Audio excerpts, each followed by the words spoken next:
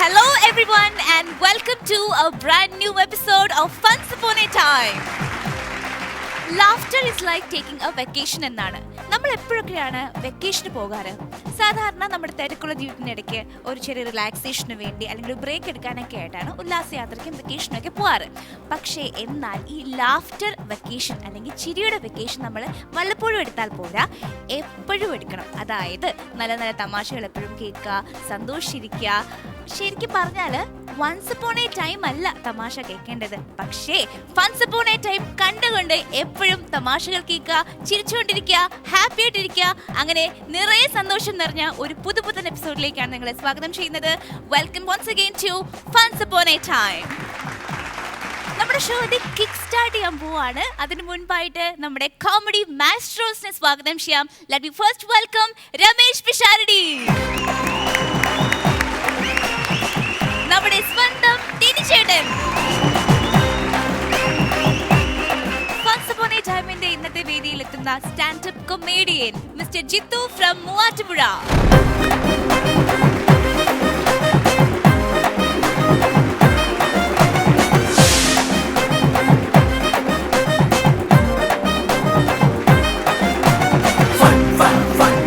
Once upon a time, once upon a time, once upon a time, once upon a time. Jithu ചേട്ടാ, welcome to the show. എനിക്ക് അദ്ദേഹത്തിനെ മുൻപ് തന്നെ അറിയാം. ആളൊരു മേക്കപ്പ് ആർട്ടിസ്റ്റ് ആണ്. കണ്ട സമയം തൊട്ട് ഇത് എവിടുന്നാ വന്നതെന്നുള്ളത് ഞാൻ എനിക്ക് നല്ല കണ്ടുപരിചയം ഉണ്ടല്ലോ എന്ന് ചോദിച്ചോണ്ടിരിക്കുകയാണ്. നമ്മൾ വർക്ക് ചെയ്തിട്ടില്ലേ ഇഷ്ടം പോലെ? വർക്ക് ചെയ്തിട്ടുണ്ട്.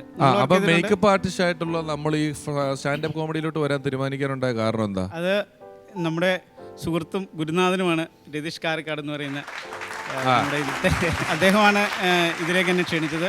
അല്ല, ഞാനും ആദ്യം സംശയിച്ചു, ജിത്തു എന്താണ് കോട്ടൊക്കെ ഇട്ടുന്നത്? ഇട്ടെന്ന് വിചാരിച്ച് തെറ്റൊന്നുമില്ല, പക്ഷെ അങ്ങനെയല്ല സാധാരണ നിൽക്കുന്നത്. പിന്നെ അതുപോലത്തെ വേറെ ആളായിരിക്കും എന്നൊക്കെ വിചാരിച്ചു. അല്ല, രതീഷേട്ടും എന്നെ ക്ഷണിച്ചപ്പോൾ ഞാൻ നേരത്തെ കുറേ കഥകളൊക്കെ പറഞ്ഞിട്ടുണ്ട്. അപ്പോൾ ആ കഥകൾക്കൊന്ന് പറയാൻ പറ്റുമെന്ന് ചോദിച്ചപ്പോൾ ഞാനൊന്ന് പരീക്ഷ നോക്കാമെന്നുള്ള രീതിയിലാണ് ഞാനിവിടെ വന്നിട്ടുള്ളത്. Very good. നമ്മള് ഈ ഇന്ന പണി ഇന്ന ആളെന്നൊന്നും എവിടെ എഴുതി വെച്ചിട്ടൊന്നുമില്ല. നമ്മൾ ചിലപ്പോൾ ചില ശ്രമങ്ങളൊക്കെ നടത്തുമ്പോഴാണ് ഒരാൾ വേറെ ആളായി പോകുന്നത്. അല്ല, സത്യം പറയാം, ഇപ്പം അങ്കമാലി ഡയറീസ് ഒരു ഉദാഹരണത്തിന് ഞാൻ പറയുന്നതാണ്. Every man is an actor എന്നുള്ളതിൻ്റെ തെളിവാണത്. കാരണം എൻ്റെ അളിയൻ അതിൽ വക്കീലായിട്ട് അഭിനയിച്ചിട്ടുണ്ട്. അളിയൻ ജീവിതത്തിൽ കല്യാണത്തിൻ്റെ ക്യാമറ വന്നാൽ പോലും ഇങ്ങനെയൊക്കെ നോക്കുന്ന ആളാണ്. പുള്ളിയെടുത്ത് ഈ ചെമ്പൻ വിനോദിൻ്റെ വീടിൻ്റെ അടുത്ത്. അപ്പോൾ ചെമ്പൻ ചെന്നിട്ട് ചോദിച്ചു, ഇങ്ങനത്തെ ഒരു കേസിന് എങ്ങനെയാണ് റെഫറൻസ് പറയേണ്ടതെന്ന് പറഞ്ഞപ്പോൾ പുള്ളി അവിടെ നിന്ന് ഭക്ഷണം കഴിച്ചിട്ട് ഇത് ഇങ്ങനെ എന്നൊക്കെ പറഞ്ഞു. ഇത് എന്നെ ക്യാമറയുടെ മുമ്പിൽ ചെയ്യാൻ പറ്റുമെന്ന് ചോദിച്ചു. പുള്ളി പറഞ്ഞു, ഞാൻ അങ്ങനെ ചെയ്തിട്ടൊന്നുമില്ല. 2 ദിവസം ക്ലാസ് കൊടുത്തു, പക്ഷേ അസാധ്യമായിട്ട് അഭിനയിച്ചു. എങ്ങനെയാണ് ഒരു ഡയറക്ടർ ഒരു ആക്ടറെ ട്രെയിൻ ചെയ്തെടുക്കുന്നത്? അതിനനുസരിച്ച് പെർഫോം ചെയ്യാൻ സാധിക്കും. ഒരു ഡയറക്ടറിൽ ഏത് മനുഷ്യനെ കിട്ടിയാലും അഭിനയിപ്പിക്കാൻ പറ്റും. അപ്പോൾ നമുക്ക് ജിത്തു മുതലാളിയുടെ പെർഫോമൻസിലോട്ട് അങ്ങ് പോയാലോ? Okay, all the best. നമ്മൾ മേക്കപ്പിലാണ് വർക്ക് ചെയ്യുന്നത്. നമുക്ക് മേക്കപ്പിൽ ഒരു ആശാനുണ്ട്. അദ്ദേഹം ഇപ്പോൾ സിനിമയിലൊരു സീനിയറായിട്ടുള്ള മേക്കപ്പ് ആർട്ടിസ്റ്റാണ്. അദ്ദേഹത്തിൻ്റെ ഒരു പ്രത്യേകത എന്ന് വെച്ചിട്ടുണ്ടെങ്കിൽ അദ്ദേഹത്തിൻ്റെ പേര് പറയൂ, അത് വളരെ നല്ല കാര്യമല്ലേ? അദ്ദേഹം നാസറക്കാന്ന് പറയും, എടവ നാസർ എന്നാണ് അദ്ദേഹത്തിൻ്റെ പേര്. Very good. അദ്ദേഹത്തിൻ്റെ ഒരു പ്രത്യേകത എന്ന് വെച്ച് കഴിഞ്ഞാൽ നമ്മൾ എന്ത് സംശയം ചോദിച്ചാലും മേക്കപ്പിനെ കുറിച്ച് ചോദിച്ചു കഴിഞ്ഞാൽ കൃത്യമായിട്ട് ഉദാഹരണ സഹിതം അത് പറഞ്ഞ് നമ്മൾ മനസ്സിലാക്കി തരും. അതാണ് പുള്ളിയുടെ ഒരു പ്രത്യേകത. ചെന്നൈയിൽ ഒരു വടക്കംപാട്ട് സിനിമ ഷൂട്ട് ചെയ്യാണ്. അപ്പോൾ ഈ ശ്രീവിദ്യ ചേച്ചിക്ക് ഇത്ര നീളത്തിലുള്ള വലിയൊരു വിഗ്ഗാണുള്ളത്. അപ്പോൾ ഈ വിഗ് മെയിൻറ്റെയിൻ ചെയ്യാന്ന് പറഞ്ഞിട്ടുണ്ടെങ്കിൽ നമ്മൾ ഹെയർ ഡ്രസ്സർമാരുണ്ടല്ലോ, അവരത് ഷൂട്ടിങ് കഴിയുമ്പോൾ പിറ്റേ ദിവസം അത് കൊണ്ടുപോയിട്ട് വാഷ് ചെയ്ത് ഡ്രൈ ചെയ്ത് ഉണക്കി പിറ്റേ ദിവസം നമ്മൾ മേക്കപ്പ് റൂമിൽ കൊണ്ടുവന്ന് വയ്ക്കും. അപ്പോൾ ഇതിൻ്റെ ഒരു സ്മൂത്ത്നെസ് പോകാതിരിക്കാൻ വേണ്ടി ഇടയ്ക്കിടയ്ക്ക് ഇത് പെട്രോളിൽ മുക്കി വാഷ് ചെയ്ത് വയ്ക്കുന്നൊരു പരിപാടിയുണ്ട്. അങ്ങനെ ഒരു ദിവസം ഇത് പെട്രോളിൽ മുക്കി വാഷ് ചെയ്ത് മേക്കപ്പ് റൂമിൽ ഒരു ആണി അടിച്ച് ഇങ്ങനെ തൂക്കിയിട്ടിരിക്കുകയാണ്. എന്നിട്ട് ഇവരെ തലേദിവസം ലേറ്റ് ഷൂട്ടിംഗ് ആയതുകൊണ്ട് അവരൊരു കസേര ഇട്ടിട്ട് അതിലിരുന്ന് ഉറങ്ങുകയാണ്. അപ്പോഴാണ് നമ്മുടെ 2 മേക്കപ്പ് ആർട്ടിസ്റ്റിൻ്റെ തമ്മിലൊരു തർക്കം വന്നു. ഇത് സിന്തറ്റിക് ഹെയർ ആണോ അതോ ഒറിജിനൽ ഹെയർ ആണോ എന്നുള്ള കാര്യം. അപ്പോൾ ഒരുത്തൻ പറഞ്ഞ ഇത് ഒറിജിനൽ ഹെയർ ആണ്. അപ്പം മറ്റേ പറഞ്ഞാൽ ഇരിക്കില്ല, ഒറിജിനൽ ഹെയർ ആവത്തില്ല, ഇത്രയും നീളത്തിൽ ഒറിജിനൽ ഹെയർ കിട്ടുമോ, ഇത് സിന്തറ്റിക് ഹെയർ ആണ്. അപ്പോഴാണ് നമ്മുടെ ആശാൻ ഇങ്ങോട്ട് എൻട്രി ആവുന്നത്. പുള്ളി വെച്ചാൽ എന്താ പ്രശ്നം? അപ്പോൾ പറഞ്ഞു, ഇത് സിന്തറ്റിക് ഹെയർ ആണോ ഇത് ഒറിജിനൽ ഹെയർ ആണോ? എടാ മണ്ടന്മാരെ, സിന്തറ്റിക് ആണോ ഒറിജിനൽ ആണോ എന്ന് അറിയാനായിട്ടൊരു വഴിയില്ലേ? നമ്മൾ സാധാരണ ഈ വിഗ് സിന്തറ്റിക് ആണോ ഒറിജിനൽ ആണോ എന്ന് അറിയാനായിട്ട് ഒരു വഴിയുണ്ട്. അതിൻ്റെ ഒരു ഇത്തിരി മുടി എടുത്തിട്ട് നമ്മൾ കത്തിച്ച് നോക്കും. പ്ലാസ്റ്റിക് ആണ്, സിന്തറ്റിക് ആണെങ്കിൽ പ്ലാസ്റ്റിക് പോലെ ഇത് ഉരുകും. ഒറിജിനൽ ഹെയർ ആണെങ്കിൽ മുടി കത്തിയ മണം വരും. അങ്ങനെ ഇത് പെട്രോളിൽ വാഷ് ചെയ്ത് തൂക്കിയിട്ടിരിക്കുന്ന വിഗ്ഗാണ്. ഈ പുള്ളി ഇപ്പം തന്നെ കാണിക്കാമെന്ന് പറഞ്ഞിട്ട് അതിൻ്റെ താഴെ കൊണ്ടുവന്ന് ലൈറ്റർ എടുത്ത് കത്തിക്കല്ല ഭൂം അങ്ങ് കത്തി. ഈ സാധനം ബാലൻസ് കിട്ടുന്ന 2-3 ക്ലിപ്പ് മാത്രമാണ്. അപ്പോൾ ഈ കസേരയിൽ നിന്ന് ഉറങ്ങുന്ന ഹെയർ ഡ്രസ്സർ ഈ ശബ്ദമെല്ലാം കേട്ട് എണീറ്റ് അതുപോലെ തന്നെ അങ്ങ് ബോധം കിട്ടി. ഈ 2 മേക്കപ്പ് അസിസ്റ്റൻ്റ് ഉണ്ടല്ലോ 2 ധ്രുവത്തിലേക്കും പോയി അമ്മരെ കിട്ടിയിട്ടില്ലെന്നാണ് പറയുന്നത്. അതിലൊരു അസിസ്റ്റന്റ് പുള്ളി തന്നെ ഉണ്ടാ.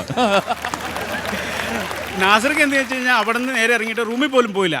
ഒരു പച്ചക്കറി വണ്ടി വന്ന് മദ്രാസിൽ നിന്ന് ചെന്നൈയിൽ കേരളത്തിലേക്ക് വരുന്നത് അതിൽ കയറി പോന്നിട്ട് പുള്ളി ആ സിനിമ നിന്നു എന്നാണ് പറയുന്നത്. കാരണം പിന്നെ 10 ദിവസം കഴിയണം ഈ സിനിമ റീഷൂട്ട് ചെയ്യണമെങ്കിൽ.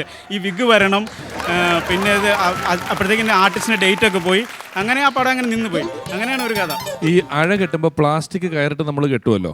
അല്ല ഈ പ്ലാസ്റ്റിക് കയർ ഇതുപോലെ കെട്ടിക്കഴിഞ്ഞാൽ നമ്മൾ എന്താ ചെയ്യണം? അതിൻ്റെ ആ വക്ക് ഇങ്ങനെ നാനാപാട് നിൽക്കുന്നത് നമ്മളൊന്ന് തീ കത്തിച്ചാൽ അതൊന്ന് ഉരുകി ഒരു വിനയത്തിൽ നിൽക്കും. അങ്ങനെയാണല്ലോ നിൽക്കുന്നത്.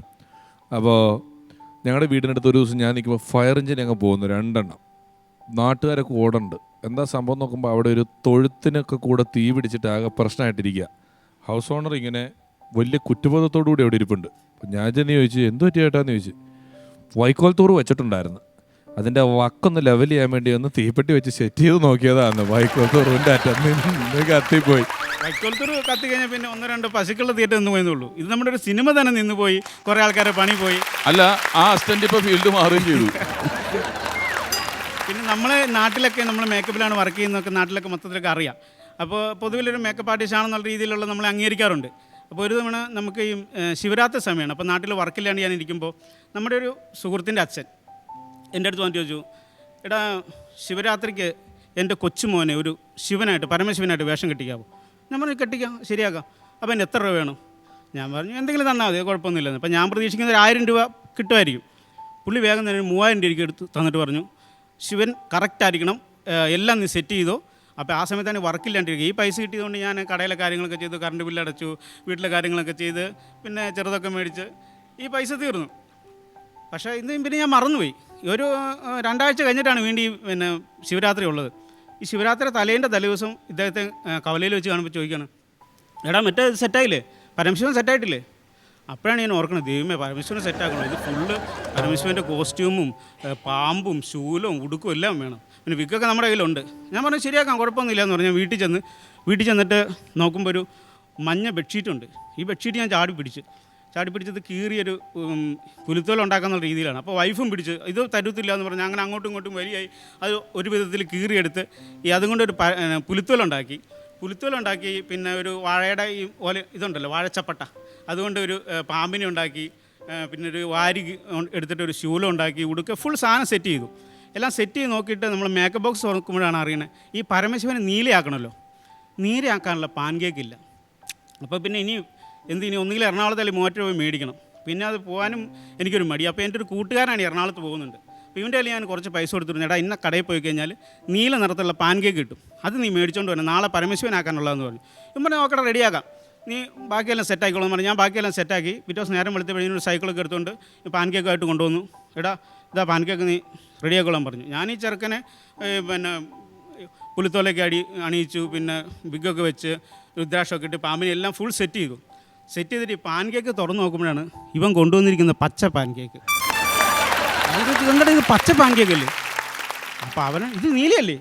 എടാ ഇത് പച്ചയാണ്. അവൻ ഈ പച്ചയും നീലയും തിരിച്ചറിഞ്ഞൂടാ. ആകാപ്പാടെ കൺഫ്യൂഷൻ.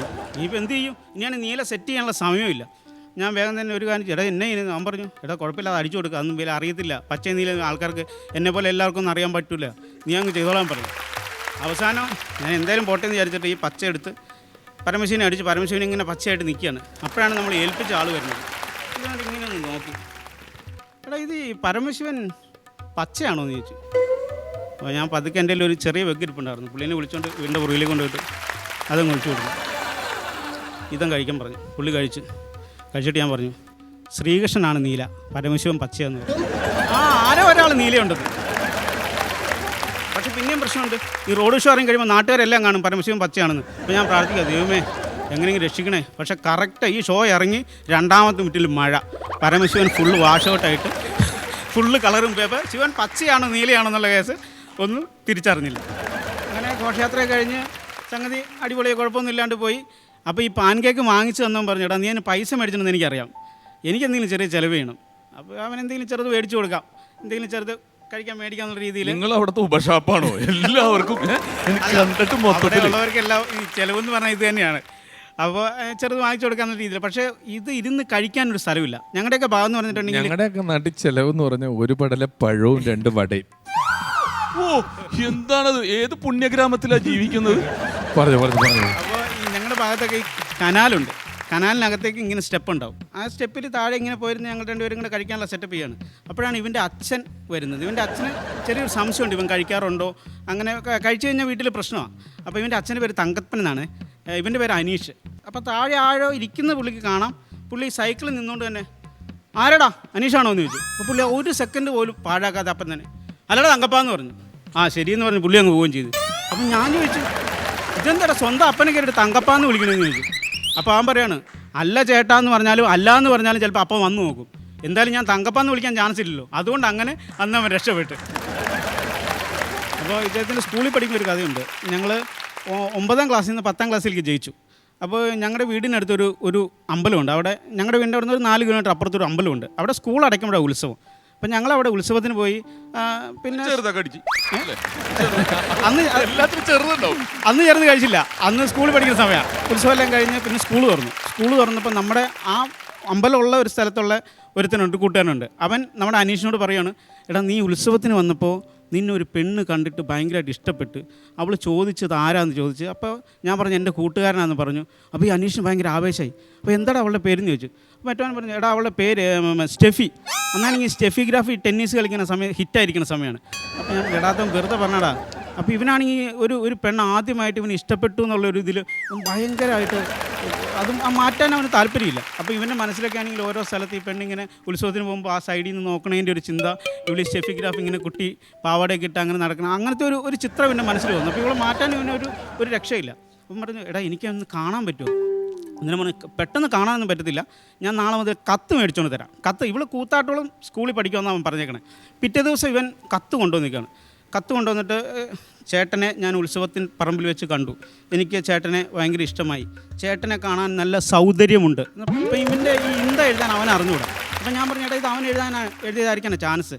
എന്നാൽ ഇവൻ സമ്മതിക്കണം, ഇല്ലില്ല ചിലപ്പോൾ ആ പെണ്ണിനെ അറിഞ്ഞുകൂടായിരിക്കും. അതാ അങ്ങനെ ഇവൻ എന്ന് കത്ത് കൊണ്ട് കൊടുത്താലും അന്ന് 1 രൂപ കൊടുത്തെങ്കിൽ ഒരു പൂക്കേക്ക് കിട്ടും. പൂക്കേക്കും 1 രൂപയുടെ ഒരു കൂൾ ഡ്രിങ്ക്സും. 2 രൂപയ്ക്ക് ഇവൻ ഒരു പൂക്കേക്കും ഒരു കൂൾ ഡ്രിങ്ക്സും ഈ കത്ത് കൊണ്ട് കൊടുക്കുന്ന ദിവസം ഇവൻ പ്രതിഫലമായിട്ട് മേടിക്കും. പിന്നെ ഓരോ ദിവസം കത്തുകളിൽ ചെറിയ ചെറിയ ആവശ്യങ്ങളൊക്കെ ആണെങ്കിൽ, എനിക്ക് സ്റ്റാമ്പ് വാങ്ങാനൊരു 1 രൂപ വേണം ചേട്ടാ എന്നൊക്കെ പറയുമ്പോൾ ഇവൻ എവിടെ നിന്നെങ്കിലും ഒപ്പിച്ച് ഇത് കൊണ്ട് കൊടുക്കും. അപ്പോൾ ഞാൻ പറയും, എടാ ഇത് ഇവൻ തന്നെ എഴുതാമെന്നാണ് എനിക്ക് തോന്നുന്നത്. പക്ഷേ ഇവൻ സമ്മതിക്കില്ല, ഇത് ഈ സ്റ്റെഫി തന്നെ എഴുതി കൊടുക്കണമെന്നാണ് ഇവൻ വിശ്വസിച്ചിരിക്കുന്നത്. അങ്ങനെ ഒരു ദിവസം ലെറ്ററിൽ എഴുതിയിരിക്കുകയാണ്, എൻ്റെ ഇൻഷുറൻസ് ബോക്സ് കളഞ്ഞു പോയി, അച്ഛൻ അറിഞ്ഞാൽ എന്നെ തല്ലും, എനിക്ക് ഒരു ഇൻഷുറൻസ് ബോക്സ് വാങ്ങിത്തരുമോ? ക്യാമലിൻ്റെ വേണ്ട, നടരാജിൻ്റെ ആയാലും മതിയെന്ന്. ക്യാമലിൻ്റെ 20 രൂപയാവും, നടരാജിന് 12 രൂപയുള്ളൂ. അപ്പോൾ ഇവൻ എവിടെ നിന്നൊക്കെയോ സെറ്റപ്പാക്കി ഈ 12 രൂപയ്ക്ക് ഈ നടരാജൻ്റെ ബോക്സ് വാങ്ങി ഇവൻ്റെ കയ്യിൽ കൊടുത്തു വിട്ടു, മറ്റേ സ്റ്റെഫിക്ക് കൂത്താളത്തുള്ള സ്റ്റെഫിക്ക് കൊടുക്കാൻ വേണ്ടിയിട്ട്. പിറ്റേ ദിവസം ശനി ഞായറുമാണ്. ശനി ഞായറും കഴിഞ്ഞിട്ട് പിറ്റേ ദിവസം വരുമ്പോൾ കാണാം ഇവൻ്റെ കയ്യിലൊരു ഇൻഷുറൻസ് ബോക്സ് ഉണ്ട്, പക്ഷേ അതിൻ്റെ പെയിൻ്റൊക്കെ ഫുള്ള് ബ്ലേഡ് വെച്ച് ചിരണ്ടി കളഞ്ഞിരിക്കുന്നു. അപ്പോൾ ചോദിച്ചു, എടാ ഇത് ഈ ഇൻഷുറൻസ് ബോക്സ് ആരുടെയാ? ഇതെൻ്റെ എടാ, കണ്ടില്ലേ പഴയതാ, പെയിൻ്റൊക്കെ പോയിരിക്കുന്നു. തുറന്നു കഴിഞ്ഞപ്പോൾ ഇതിനകത്തെല്ലാം ഫുള്ള് അതെല്ലാം പുതിയത്. എടാ അപ്പോൾ ഇതൊക്കെ പുതിയതാണല്ലോ. ഞാൻ അകത്തൊക്കെ നന്നായിട്ട് നോക്കുമല്ലോടാ, പുറമല്ലേ, അതുകൊണ്ട് പുറമൊക്കെ പെയിൻറ്റ് പോയിരിക്കുകയാണ്. എന്നിട്ട് ഇവൻ വിശ്വസിക്കണില്ല, ഇവൻ പറ്റിക്കണമെന്ന് വിശ്വസിക്കണില്ല. പിന്നെ ഈ ശനിയാഴ്ചയൊക്കെ ഞങ്ങൾ സൈക്കിൾ എടുത്തിട്ട് ഇവൻ്റെ വീടിനടുത്തേക്ക് ചെല്ലും. എന്നിട്ട് ഇവൻ പറയടാ ഇന്ന് കാണാൻ പറ്റുമോ? നീ ഒരു കാര്യം ശനിയാഴ്ച വന്നേരെ, അവിടെ വെച്ച് കാണാം. ഞങ്ങൾ സൈക്കിൾ വാടകയ്ക്ക് എടുത്ത് ഇവൻ്റെ അടുത്ത് ചെല്ലും. എന്നിട്ട് പറയും 11 മണിയാകുമ്പോൾ ഒരു പുഴയിൽ കുളിക്കാൻ വരും, അപ്പം നീ ഇവിടെ ഇരിക്കണം, അപ്പം ഞാൻ അവൾ വരുമ്പോൾ കാണിച്ചു തരാമെന്നുകൊണ്ട് ഞങ്ങൾ ഇരിക്കുകയാണ്. അപ്പോൾ ഈ ഇരിക്കുന്ന സമയത്ത് ചെറിയ ചെറിയ പണികളൊക്കെ ഉണ്ട്. എടാ അവിടെ നിന്ന് ഒരു 3 ബക്കറ്റ് വെള്ളം ഈ ടാപ്പിൽ നിന്ന് വെള്ളം എടുക്കുന്നത്. എടാ അവിടെ നിന്ന് 3 ബക്കറ്റ് വെള്ളം എടുത്തടാ. ഇവൻ ഈ വെള്ളം എടുത്ത് കൊടുക്കും, പശുവിന് പുല്ലെടുത്തിട്ട് കൊടുക്കും, അങ്ങനെ ചെറിയ ചെറിയ പണിക്ക് ഇവനെ കൊണ്ട് ചെയ്യും. എന്നിട്ട് എടാ 11 മണിയാകുമ്പോൾ വരും കേട്ടോ കുളിക്കാനായിട്ട് എന്ന് പറഞ്ഞിട്ട് ഇവൻ 11 ആവണതിന് ഒരു 2 മിനിറ്റ് മുമ്പ് ഈ പെണ്ണ് വരുന്ന ആ ഡയറക്ഷനിലേക്ക് ഇവനങ്ങ് പോകും. പോയിട്ട് വേഗം ഓടി വരുന്നതാണോ, ഓ മാറിക്കോ അമ്മായിയുണ്ട്, പിടിക്കും, പ്രശ്നം എന്ന് പറയും. അവൻ പറയും, അയ്യോ അമ്മായിയുണ്ടോ, പേടിച്ചു, അമ്മായി ഭയങ്കര പ്രശ്നമാണ്, പൊക്കോ എന്ന് പറഞ്ഞു കഴിയുമ്പോൾ ഞങ്ങൾ പേടിച്ചിട്ട് ഈ സൈക്കിൾ വെട്ടി തിരിച്ചു വരും. അങ്ങനെ ഒരിക്കൽ പോലും കാണാൻ പറ്റിയിട്ടില്ല. അങ്ങനെ ഈ 10ാം ക്ലാസ് അവൻ ഡെയിലി ഇത് മേടിക്കുന്നുണ്ടോ, കത്ത് തരുമ്പോഴെല്ലാം ഈ പൂക്കേക്കും ഈ കൂൾ ഡ്രിങ്ക്സും മേടിക്കുന്നുണ്ട്. അങ്ങനെ ലാസ്റ്റ് 10ാം ക്ലാസ് പരീക്ഷ കഴിഞ്ഞ് ഞങ്ങൾ പിരിയാണ്. പിരിഞ്ഞപ്പോൾ പറഞ്ഞു, എടാ ഈ തവണയെങ്കിലും ഈ ഉത്സവത്തിനെങ്കിലും എനിക്ക് അവളെ കാണണം, കണ്ടേ പറ്റുള്ളൂ, ഇനി എനിക്ക് പറ്റൂല, ഇനി അമ്മായിയല്ല ആര് വന്നാലും ഇനി എന്ത് എതിർപ്പുണ്ടായാലും എനിക്ക് അവളെ കാണണം. അപ്പം മറ്റവൻ ജസ്റ്റ് ഒന്ന് ആലോചിച്ചിട്ട് പറയാം, എടാ അതേ ഞാനൊരു കാര്യം പറയാൻ വിട്ടു എടാ, അവൾ കഴിഞ്ഞ ആഴ്ച മരിച്ചെന്ന്.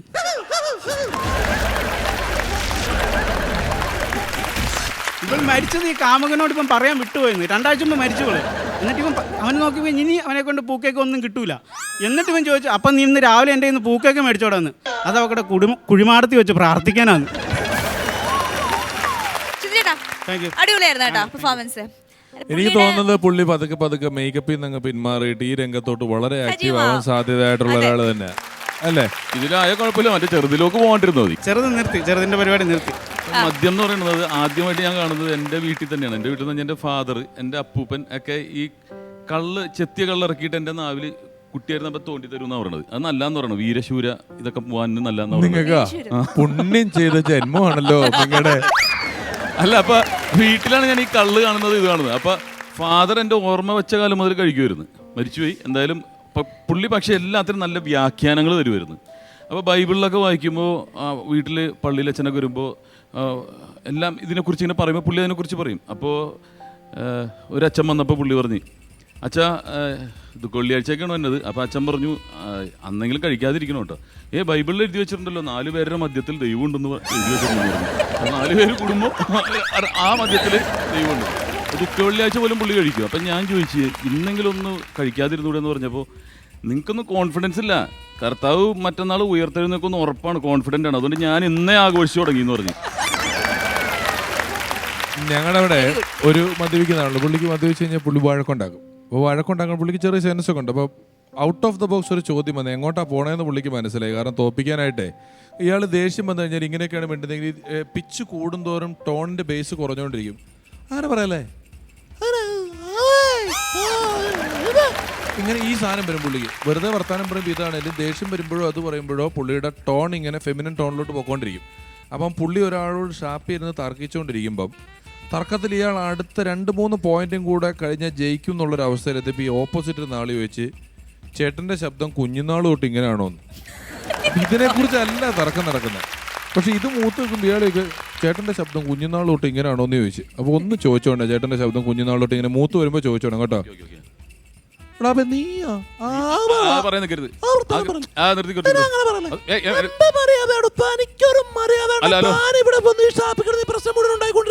ചേട്ടാ, ചേട്ടന്റെ ശബ്ദം കുഞ്ഞാള് പോലെ ഇങ്ങനെ തന്നെയാണ്.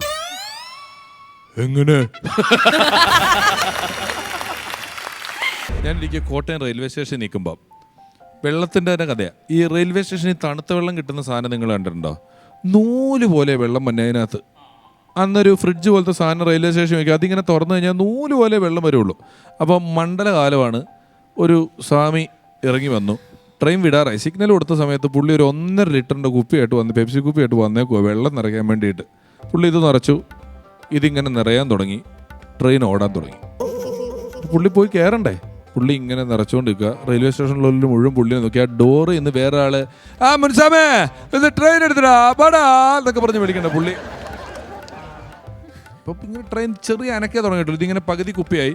മുൻസാമിടാ ട്രെയിൻ വിടറാ പാടാ മുൻസാമിടാ പുള്ളി തന്നെ ഇടറാ തന്നെ ഇങ്ങനെ നിൽക്കുക. ഇത് 3:45 മുൻസാമി ട്രെയിൻ വിടറ വാടറാ എന്നൊക്കെ പറയും പുള്ളി. പിന്നെ തന്നെ ഇടറാ ഞാൻ അവിടെ. അപ്പോൾ ഇപ്പോഴത്തെ ഈ ഇവരുടെ ഈ ഇൻട്രാക്ഷൻ കാരണം സ്റ്റേഷനിലുള്ള എല്ലാവരും ഈ പുള്ളിനെ നോക്കാൻ തുടങ്ങി.